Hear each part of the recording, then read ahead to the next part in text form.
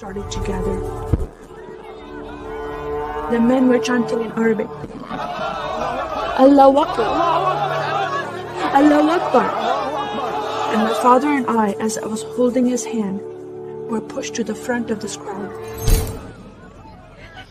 In the center of this crowd was an Arabic woman, dressed just like this, and she was tied up and she was sitting on a box.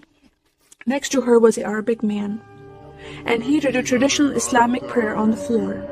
And he got up from the floor, and from his side, he pulled out this very long golden sword, and he beheaded the woman.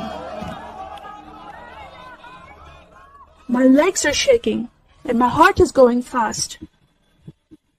My father said, if you don't listen to the teachings we're instilling in your life, this will happen to you one day.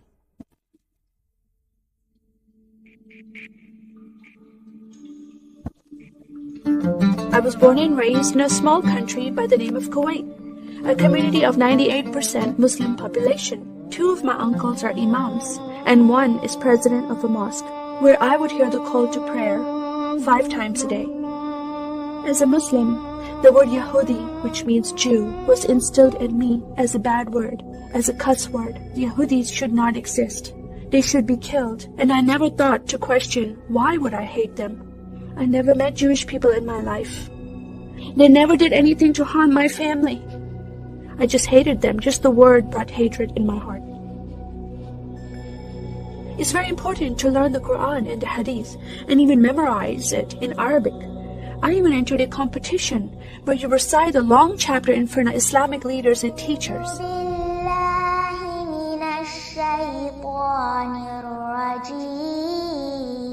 And I came 2nd place. I thought I did a good job.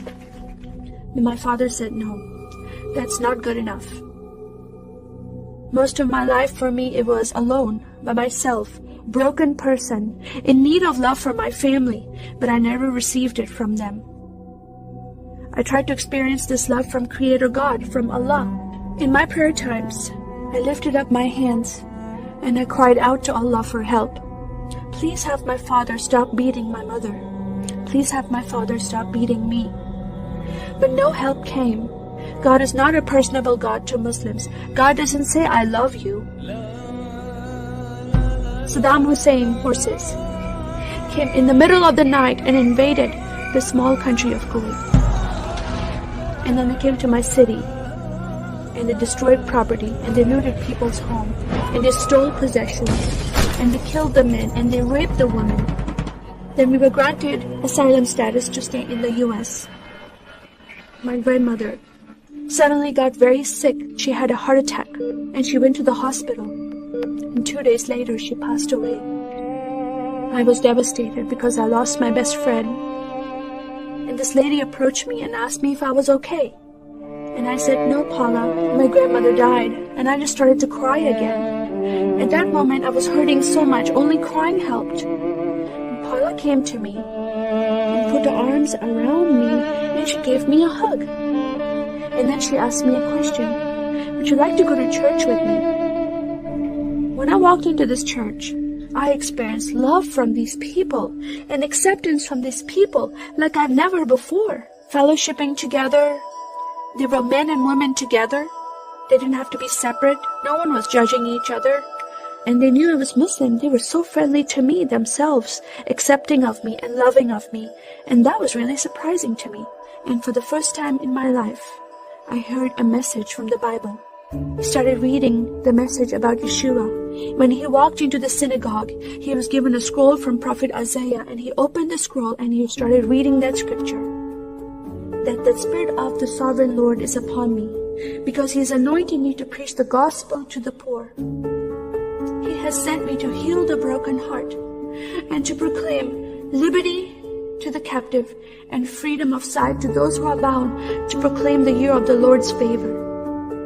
First time I heard these words of freedom and healing and liberty. I'm desperate to be freed from bondage. I was held captive in Islam and I wanted to be freed from that. I was blinded with so much hatred in my heart. The darkness broke from my eyes.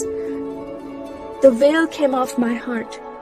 I knew the decision I was making to leave Islam is a big decision. By Sharia law, Islamic law, it is death penalty. But I'm desperate to know a living God. In that day, I gave my life to becoming a follower of Jesus. This is the God of Israel, God of Abraham, Isaac, and Jacob. And the nation of Israel is God's heartbeat. And I said, God, forgive me. I did not know I hated your people. I love the Jewish people because it's their God, their Messiah that I'm following, and He told me to love them. I never knew what happened to the 6 million Jews that died. I never heard that in Kuwait in history. Now that I met Holocaust survivors, I know their story, and I shared my story with them.